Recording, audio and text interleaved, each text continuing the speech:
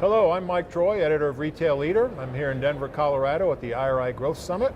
I'm joined now by Nishat Mehta, president of the IRI Media Center of Excellence. That's correct. Just to start with, I'm a little curious about what a Media Center of Excellence is and what it means in the context of IRI. If you could take a second to explain that. Sure, Troy, it's a good question. You know, as you know, we're a 40-year-old company, and I would say for the first 35 years of our life, we were focused very much on insights and market research, and recognition probably about 5 years ago that one of the logical sort of expectations or conclusions of insights is to actually activate marketing.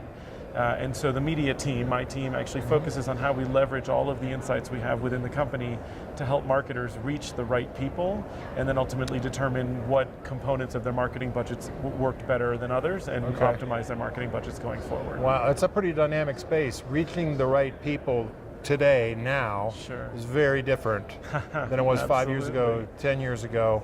And I think when your CEO, Andrew Appel, in his comments talked about media platforms, and he mentioned Facebook and Google, and then he talked about Target and Walmart. That's a great point. And that was interesting because you don't often hear those companies mentioned in the same breath as, you know, media platforms.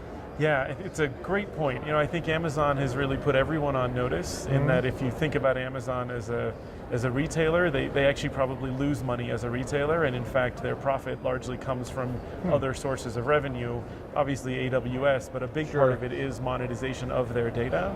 And I think what you're realizing is every other retailer is realizing that in order to compete with Amazon, certainly on price, they've got to find other sources of revenue, and they collect a significant amount of information that is useful to advertisers. Has there been a shift there? Because, you know, if you go way back, retailers would charge people, suppliers, for access to the point of sale data.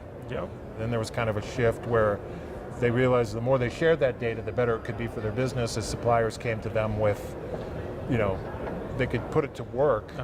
And is the pendulum now shifting back where retailers are recognizing they've got data that they should be charging for? Are we swinging back to that? I think it's. I think two things are happening. So one, yes, I think retailers are recognizing more and more that data should not simply be an enabler to a better relationship between the supplier and the retailer, but in fact can actually be a mechanism to make money.